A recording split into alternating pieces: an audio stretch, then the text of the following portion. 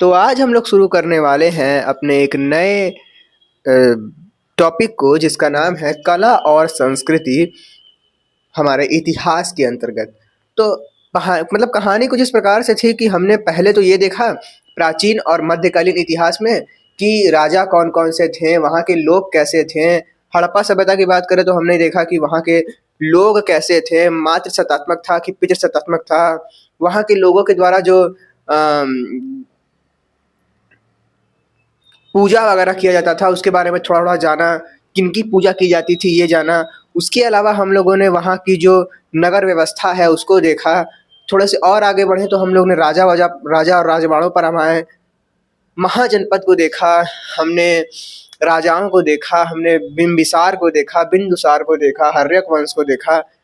बहुत सारे वंश के अंतर्गत उन्होंने कहाँ-कहाँ विजय पाया, उन्होंने कहाँ-कहाँ अपना युद्ध लड़ा और साम्राज्य का विस्तार किस प्रकार से हुआ, ये सब हमने पूरी कहानी देख ली। परंतु इस बीच हम ये भी देखते हैं कि कुछ अन्य चीज़ें भी इतिहास में हैं जिनको हम नहीं पढ़े। जैसे कि उस समय की संस्कृति कैसी थी, उस समय जो लोग थे, क्या वो कला वगैरह बनाते थे?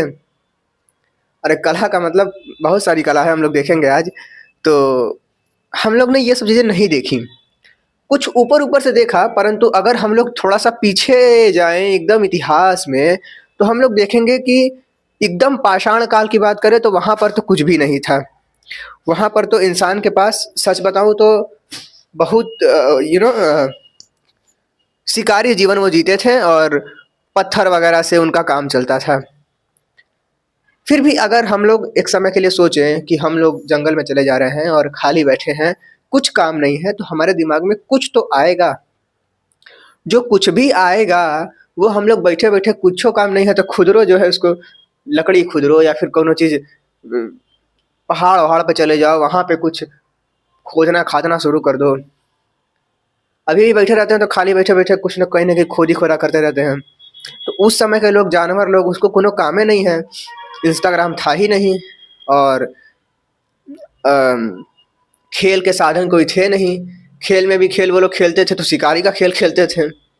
फिर भी जो समय बच रहा है उसमें वो करेंगे क्या? तो उनकी जो भी दिमाग में उनके चल रहा होता था वो चित्र के माध्यम से कभी कुछ घोड़ा, हाथी जो भी आस-पास देख रहे हैं उसको बना दिया, खींच दिया लाइन, कुछ भी कर दिया। तो वो सब चीज़ें हम लोग देखते हैं। तो इससे ये पता चलता है कि वहाँ के जो लोग हैं वो अपने विचारों को अभिव्यक्त कर रहे हैं, किसी चित्र के द्वारा या फिर किसी मूर्ति के द्वारा। कोई खाली बैठा है तो मूर्ति बना दिया। तो इस प्रकार से हम लोग देखते हैं कि जो पुराने ज़माने के लोग रहे, हड़प्पा कालीन की बात कर रहा हूँ और उसके पहले की बात कर रहा हूँ, तो उन लोगों के पास कोई पेंटिंग वेंटिंग बनाने के लिए था नहीं कुछ ख़ास। तो वो लोग पत्थरों पर और धातुओं से कुछ न कुछ कलात्मक आकृतियाँ बनाया करते थे और उन्हीं को हम लोग आज देखने वाले हैं हड़प्पा कालीन सभ्यता के बारे में। और थोड़े से और आगे बढ़ेंगे तो हमने ये भी देखा था कि महाजनपद काल वगैरह आया था, तो उसमें क्या हुआ वो भी देखेंगे। अंततः हम लोग यही देखने वाले हैं इस पूरी कहानी में कि उस समय जो विचारों की अभिव्यक्ति होती थी वो कैसे होती थी, उस समय की संस्कृति क्या थी और क्या था इतिहास का कलात्मक रूप। सबसे पहले शुरू करते हैं क्योंकि हम लोग कला संस्कृति पढ़ रहे हैं, सबसे पहले हम लोग को देखना पड़ेगा कि कला है क्या। कला मैंने शुरुआत में ही बता दिया कि अपने विचारों की अभिव्यक्ति ही कला है। मतलब विचारों की अभिव्यक्ति रचनात्मक रूप से करना ही कला है। तो कला की परिभाषा तो यहीं पर हो गई कि भावनाओं, विचारों, कल्पना आदि को रचनात्मक रूप से वर्णित करना, अभिव्यक्त करना ही कला कहलाता है। तो कला की बात करें तो कला हम लोग दो प्रकार से देखने वाले हैं, एक तो है ललित कला और है वास्तुकला। ललित कला और ललित कला और उपयोगी कला। उपयोगी, अरे यार, उपयोगी कला। ललित कला के अंतर्गत आता है वास्तुकला, चित्रकला, मूर्तिकला, वो सभी कलाएं जिनसे सौंदर्य झलकता हो। और उपयोगी कला के अंतर्गत वो सारी भौतिक वस्तुएं आती हैं जिनको कोई बनाता है और वो हमारे उपयोग में आती हैं। जैसे कि बढ़ई बना दिया, कोई कुर्सी, कोई बर्तन बना दिया, वो सब चीज़ें जो हैं ये भी कला के अंतर्गत ही हैं, परंतु इसको हम लोग उपयोगी कला में लेते हैं। आज की जो वीडियो है उसमें हम लोग देखने वाले हैं वास्तुकला को। वास्तुकला को ही लिख लेता हूं मैं ब्लैक पेन से, वास्तुकला। और वास्तुकला क्या है? वास्तुकला को हम लोग स्थापत्य कला भी कहते हैं। स्थापत्य कला। और यहाँ पर हम लोग देखने वाले हैं भवनों के निर्माण को। आर्किटेक्चर्स जो होते हैं वो भवनों को बनाते हैं, रूपरेखा उसकी खींचते हैं और फिर उस पर एक बिल्डिंग खड़ी होती है। उस समय के समय पर जिस प्रकार की जो नगर व्यवस्था थी और आर्किटेक्चर था, और जैसे कि यहाँ पर देख सकते हो कोई स्तूप बनाया है, तो ये सब जो बनाया जा रहा है इस किस कला के अंतर्गत आ रहा है? वास्तुकला के अंतर्गत आ रहा है। उस समय क्या कला था, उस समय किस प्रकार की ये चीजें चल रही थी, उसको हम लोग यहाँ पर देखने वाले हैं। तो भवन निर्माण की कला को वास्तुकला कहते हैं। इसमें विज्ञान और सौंदर्य का मिश्रण होता है। अगर हम लोग भारतीय वास्तुकला पर आते हैं तो भारतीय वास्तुकला को इतिहासकारों ने 3 प्रकार से बांटा है। एक तो बांटा है प्राचीन वास्तुकला, दूसरा है मध्यकालीन भारतीय वास्तुकला, और तीसरा है आधुनिक भारतीय वास्तुकला।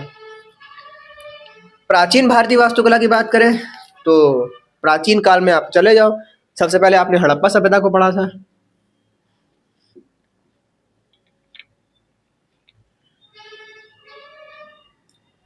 हड़प्पा वास्तुकला।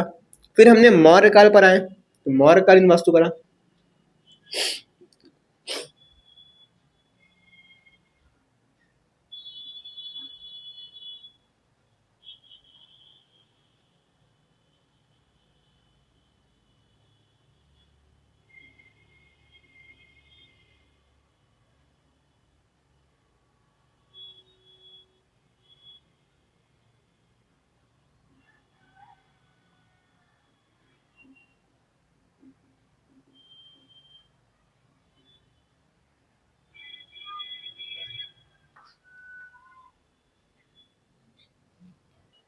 तो भैया ये सब तो 4 चीजें हैं, हम लोग पढ़ने वाले हैं सीधे सीधे। आज हम लोग देखेंगे इन दोनों चीजों को, हड़प्पा वास्तुकला और मौर्यकालीन वास्तुकला।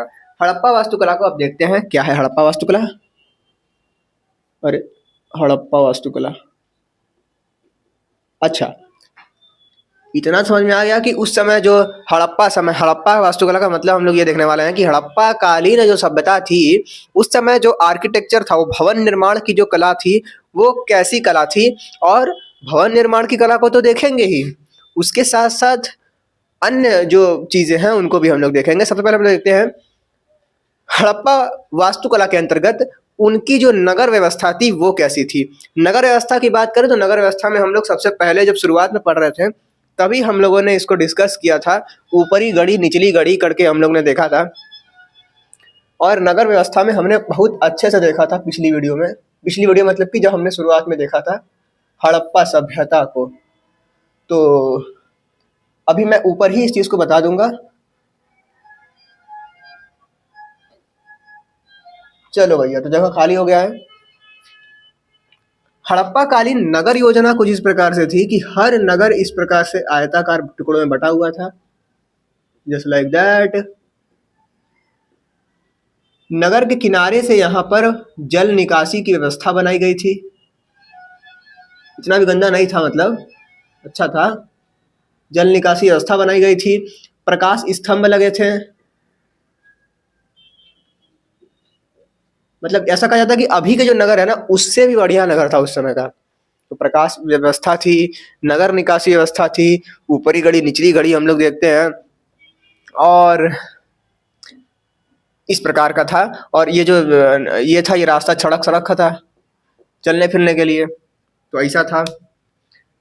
थोड़ा सा और आगे बढ़े तो हम लोग को पढ़ना है अब हड़प्पा कालीन मूर्तिकला को। नगर व्यवस्था को हम लोगों ने ऊपर से देख लिया है, पुरानी वीडियो में और अच्छे से देखा था। अभी फिर से रिवाइज करा दिया। आगे बढ़े हैं हड़प्पा कालीन मूर्ति कला को। तो मूर्ति कला के अंतर्गत हम लोग 3 प्रकार की मूर्तियों को देखते हैं। एक तो शॉकिंग चीज़ ये था कि मैं अभी 18 साल का हो गया, मैं अभी तक कोई लोहा वगैरह उसको पिघलाया नहीं। और उस समय के लोग इतने दिमागदार थे कि वो लोग लोहा वगैरह पिघलाते थे, टिन, कांसा ये सब, और उसको पिघला कर उससे मूर्तियाँ बनाते थे। सोचो, बताऊंगा कैसे बनाते थे, खतरनाक सिस्टम था। धातु मूर्ति हम लोग देखने वाले हैं। धातु मूर्तियाँ बनती थी। उसके बाद वो पत्थर उनको मिल गया था, पत्थर से मूर्ति बना लो, पत्थर मूर्ति या प्रस्तर मूर्ति भी कहते हैं।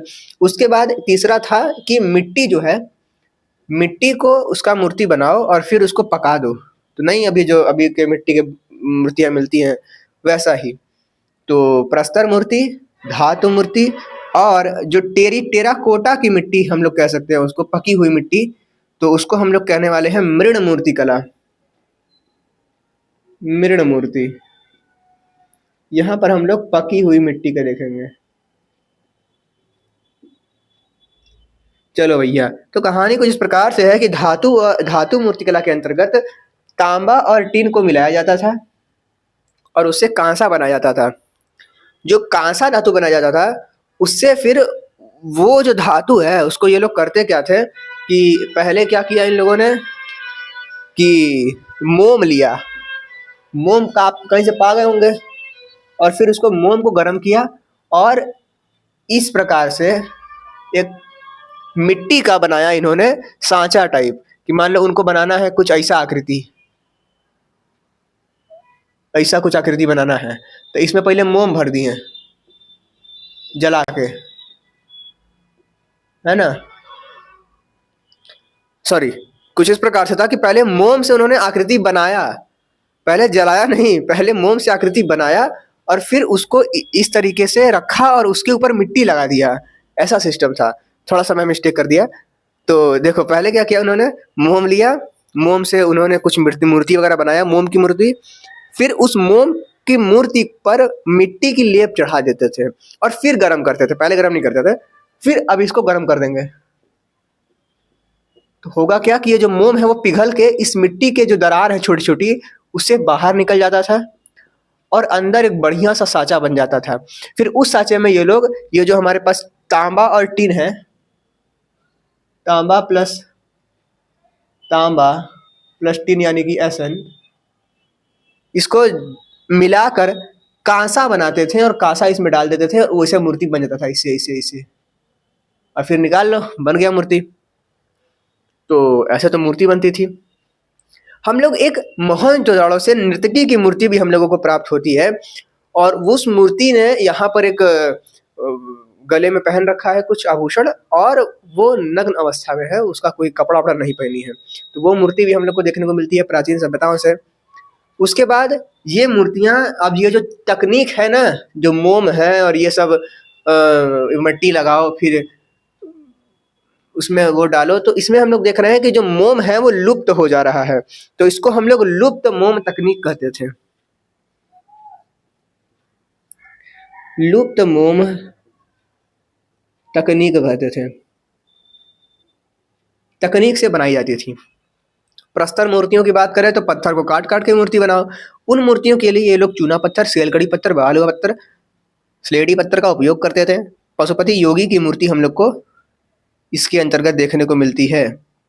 पशुपति योगी के अंतर्गत उनकी एक आँख खुली है, मतलब एक आँख आधी बंद है, और उसमें हम लोग ये देखते हैं कि उनके आसपास पशु वगैरह हैं और ऐसा माना जाता है कि वो भगवान शिव की मूर्ति है। खैर, थोड़ा सा और आगे बढ़े तो हम लोग देखते हैं मृण मूर्ति या टेराकोटा की। तो इसमें पकी हुई जो मिट्टी है उनसे बनाया जाता था। हड़प्पा कालीन सभ्यता में ये जो पकी हुई मिट्टी है इनसे बहुत सारे खिलौने वगैरह और सब बनाए जाते थे। सबसे अधिक संख्या में नारी की मूर्तियां प्राप्त हुई हैं, इसीलिए कहा जाता था कि ये सभ्यता है यह महिला सत्तात्मक है, मातृ सत्तात्मक है।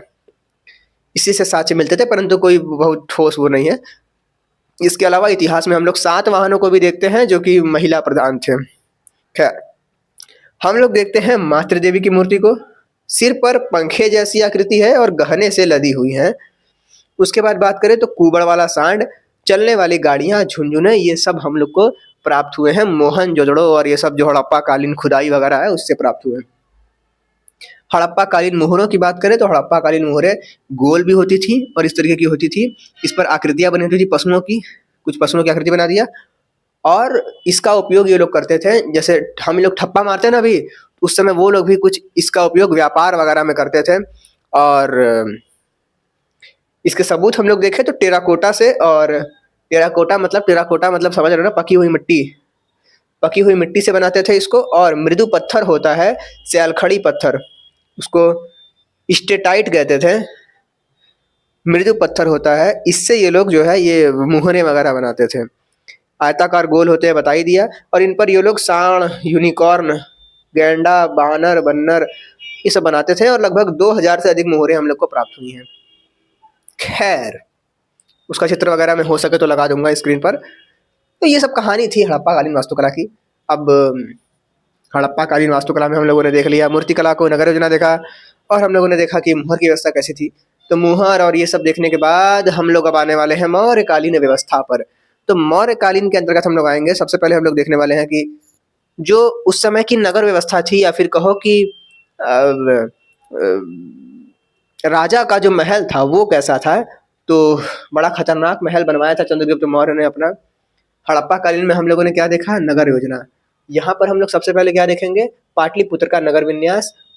मौर्यकालीन शासनकाल के अंतर्गत हम लोग देखते हैं पाटलिपुत्र राजधानी होती है और मेगास्थनीज नाम के जो एक बाहरी यात्री हैं वो आते हैं और यात्रा करते हैं चंद्रगुप्त मौर्य के साम्राज्य की, और अपनी एक किताब इंडिका में लिखकर छोड़कर चले जाते हैं। अब चलो देखते हैं कि क्या माहौल था उस समय। उस समय का माहौल इस प्रकार था कि पाटलिपुत्र को इन्होंने इस प्रकार से उस क्षेत्र पर इन्होंने महल बनवाया था। जो क्षेत्र, एक ये नदी है, ये रहा एक नदी, और यहाँ से मान लो नदी आ रहा है, गंगा नदी निकल गया, और यहाँ पर है सोन नदी आकर यहाँ पे मिल रही है। ये है हमारे पास गंगा और सोन नदी मिल गई इसमें, और यहाँ पर था हमारा साम्राज्य। सबसे पहले यहाँ पर एक लगा हुआ था पुल। चलो भाई, शत्रु मान लो आया, तो वो सबसे पहले क्या करेगा, वो पुल डाक के अंदर घुसेगा। वो जैसे ही अंदर घुसेगा वो देखेगा यहाँ पर एक खाई। ऊपर का मैं नहीं बनाऊंगा, ऊपर वैसे ही रहने दो। यहाँ पर होती थी खाई, इसमें होते थे मगरमच्छ, और यहाँ पर होता था पुल। इस पुल को यहाँ पर रखते थे तो राजा लोग जैसे निकल जाते थे, ऐसी कहानी थी। यहाँ से बाहर निकल जाते थे। फिर क्या होता था भाई, तो फिर खाई में मगरमच्छ थे, मान लो अगर कोई आ भी गया तो उसमें कूद जाएगा। ठीक है भाई, मगरमच्छ उसको पहले निपटा लेंगे। मान लो मगरमच्छ से बढ़कर वो आगे आ गया तो आगे भी उसको एक और चुनौती का सामना करना पड़ता था।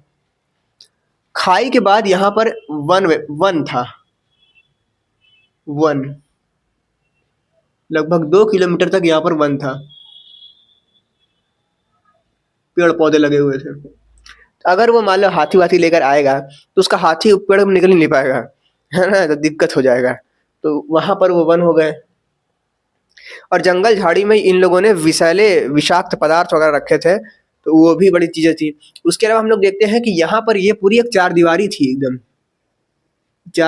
एकदम खतरनाक, और बड़ी बड़ी एकदम, मतलब वैसे ऊंची ऊंची थी, दीवार ही पूरा ऊंचा सा था। और इसमें छेद बना के रखे थे कि मान लो सामने से कोई आया तो छेदों में से बाण भोज दो उसको। तो इस तरीके से लगभग हम लोग देखते हैं कि बुर्ज थे यहाँ पर, और उन बुर्जों की संख्या 570 थी। तो 570 यहाँ पर बुर्ज थे, 570 बुर्ज, ऐसे ऐसे करके छेदा था 570 बुर्ज। मतलब वही है कि ऐसे पहले तो पूरा गेट है, गेट में हल्का सा नहीं होल है, उसमें से अगर मान लो सामने से शत्रु आ रहा है तो उसी में से लेके बाण भगा भगा भग भोग दो, कहानी उसकी खत्म हो जाएगी वहीं पे। उस बाण में विष होता था, डांट देता सब। और यहाँ पर हम लोग देखते हैं 64 को रहते हैं प्रवेश द्वार, लगभग 64 प्रवेश द्वार होते हैं। अंदर गए तो खाई, फिर थोड़ा सा और अंदर जाएंगे तो हम लोग देखते हैं आम जनता का क्षेत्र। थोड़ा सा और अंदर जाते हैं तो वन के बाद आता है आम जनता का क्षेत्र। अगर तुमको महल में समय पहुंचना है तो महल का होने का रास्ता जनता से होते हुए जाता है। फिर जनता के थोड़ा और अंदर मान लो गलती से तुम घुस गए तो तुमको मिलेगा एक बाजार। उस बाजार में तुम घुसोगे, बाजार वाले पहले तुमको मार देंगे, सेना लेकर अपनी घुसोगे तो ये हो गया हमारे पास बाजार। बाजार से अंदर घुसोगे तो अब थोड़ा सा कहानी बिगड़ेगी। सबसे पहले तुम पुल वगैरह पार करके आ गए, खाई भी बच गए, वन से बच गए, आम जनता से बच गए, बाजार से बच गए। फिर बाजार से अंदर आओगे तो तुमको मिलेगा एक अश्वशाला और सैनिकों के लिए स्थान। असली जो यहाँ पर कहानी है वो ये है, यहाँ पर मिलेगा अश्वशाला और सैनिकों के लिए जो सोने वोने की व्यवस्था है वो यहीं पर होती थी। तो सैनिकों की व्यवस्था यहाँ पर। फिर उसके थोड़ा और अंदर आओगे तो ये हमारे पास है सभा, शाही सभा भवन। यहाँ पर बहुत सारे कमरे हैं। अब तुमको राजा को मारना है, कौन कमरे में जाओगे? सम्राट का शयन कक्ष होता था इसके भी अंदर, तीसरे स्तर पे। तो इतना पूरा सिस्टम था। और मान लो अंत में तुम यहाँ पर आ भी गए, यहाँ पर आ गए राजा को मारने के लिए, तो राजा इधर से गुप्त दरवाजा होता था, उधर से निकल जाता था। वो गुप्त दरवाजा कहाँ निकल रहा है, कैसा है, वो किसी को नहीं पता था, बस गुप्त दरवाजा था। और इसी तरीके से जो पूरी कहानी है वो चलती थी। नगर व्यवस्था ऐसी थी। हम लोग देखते हैं कि राजभवन में 3 स्तर से अंदर जाने के बाद सबसे पहले हम लोग देखते हैं अश्वशाला, हंसीशाला बता दिया मैंने, शाही सभा भवन था बता दिया मैंने, सम्राट का शयन कक्ष था बता दिया मैंने, और गुप्त कक्ष से निकल जाते थे बाहर वो बता दिया मैंने। अब हमने नगर व्यवस्था को देख लिया। नगर विन्यास को देखने के बाद हम लोग आते हैं मौर्यकालीन स्तूप कला पर। उस समय के जो लोग थे वो लोग स्तूप वगैरह बड़ा बनवाते थे। और लोग क्या बनवाते थे, सम्राट अशोक जो है उन्होंने बहुत स्तूप बनवाए। स्तूप मतलब कि इस तरीके की आकृति, ये इस तरीके की आकृति को हम लोग कहते हैं स्तूप। होता क्या था, इतना बड़ा पहले एरिया बना लिए, 4 दरवाजा बना लिए। दरवाजे के प्रवेश द्वार को इन्होंने कहा तोरण द्वार, तोरण द्वार। फिर अंदर ये चलने फिरने का एरिया है, और फिर इतना बड़ा चबूतरा बना के उसके ऊपर एक गुंबद इस तरह से बना दिया। और उस गुंबद के ऊपर इस प्रकार से एक चौकी टाइप है, चौकी मतलब कि ये आयताकार ऐसे एरिया, जिसमें अंदर एक कलश वगैरह होता था और उसमें किसी पवित्र चीज को रखा जाता था, जैसे कि भगवान बुद्ध का अस्थि वगैरह है, वो ऐसा कहा जाता है रखा जाता था। फिर थोड़ा और आगे बढ़ेंगे तो यहाँ पर हम लोग छत्रसाल को देखेंगे, छत्र को देखेंगे, छत्रसाल नहीं रहे, छत्र को देखेंगे। और सबसे ऊपर आएंगे तो एक ध्वज को देखेंगे। चलो देखते हैं। तो सबसे ऊपर हम लोग देख रहे हैं पताका को, पताका कहते थे सबसे ऊपर को। इसको कहते थे हम लोग अंड, है ना, अंड, आधा अंड। अरे आधा अंड नहीं यार, मतलब अंड। थोड़ा सा और आगे बढ़ेंगे तो हम लोग देखेंगे ऊपर छत्र और इधर हर्मिका। ये जो चीज है, ये चीज, इसको हम लोग कहेंगे छत्र। जो 3 ठो छत्र है, ये आयताकार जो है इसको कहेंगे हर्मिका, हर्मिका। अंड हो गया, ये हो गया, प्रवेश द्वार हो गया। और फिर थोड़ा सा और नीचे आएंगे तो ये हमारे पास मेधी है। यहाँ पर ये 3 इस तरीके से पट्टियां होती थी मेधी पे। ये मेधियां जो हैं वो उनसे कनेक्टेड थी हमारे भगवान बुद्ध से, कि ये 3 क्यों होती हैं। भगवान बुद्ध की 3 नीतियां थी, बुद्ध मार्ग, धम्म मार्ग, आगे देखेंगे, तो उससे संबंधित थी। फिर यहाँ पर ये जो चलने वाला एरिया है इसको हम लोग कहते थे प्रदक्षिणा पथ। तो प्रदक्षिणा पथ भी हम लोग देख लेंगे।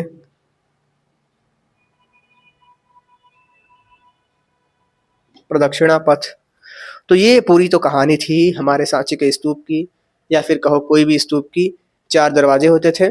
स्तूप का सर्वप्रथम उल्लेख ऋग्वेद में किया गया है। यहाँ पर उस स्तूप का जो वर्णन है वो जहाँ अग्नि की उठती ज्वालाओं को स्तूप कहा जाता है, तो ऐसा भी है। उसके बाद आगे बढ़ेंगे तो हम लोग देखते हैं बुद्ध ने महापुरुषों के शरीर पर धातु समाधि बनाने का उल्लेख किया था और वही समाधि इस तरीके से बनती थी।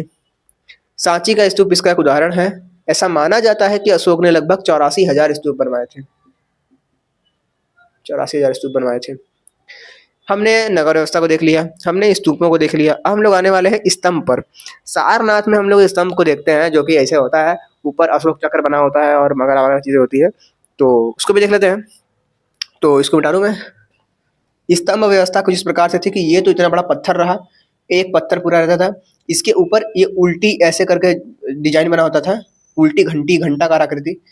सत्यमेव जयते या फिर कुछ ऐसे एक और चौकी होती थी, उस पर कुछ लिखा होता था और उसके ऊपर होता जानवर। तो इस प्रकार की कहानी हम लोग देखते हैं स्तंभ कला में।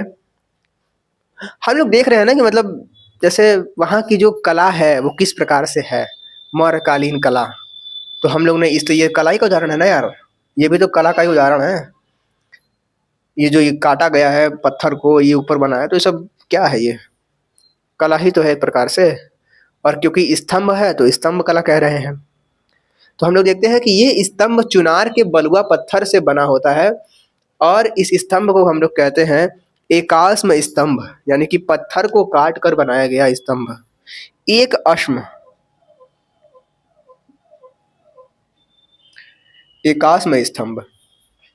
सबसे ऊपर पशु की आकृति होती थी। सत्यमेव जयते की बात करें तो यह मुंडक उपनिषद से लिया गया है। मुंडक उपनिषद से लिया गया है। सबसे नीचे वाले पार्ट की बात करें तो इसको हम लोग कहते थे, कुछ कहते नहीं थे, मतलब बना होता था एकाश्म पत्थर से, ये बना होता था एकाश्म पत्थर से। उसके अलावा थोड़ा सा और ऊपर आते हैं तो घंटाकार आकृति देखेंगे और ये सब चीजें हैं। सारनाथ का सिंह स्तंभ, रामपुरवा का स्तंभ और लौरिया नंदन का स्तंभ प्रमुख स्तंभ है। तो सारनाथ का स्तंभ,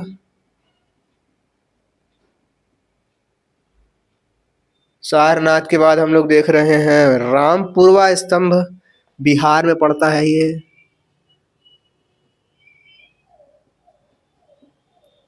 लौरिया नंदन स्तंभ, ये 3 जो है प्रमुख स्तंभ हैं। तो ये भी लिख लो, क्या दिक्कत है। यही थी हमारी कला, प्राचीन कला। मिलते हैं नेक्स्ट वीडियो में कुछ और नया जानते हुए। Bye bye.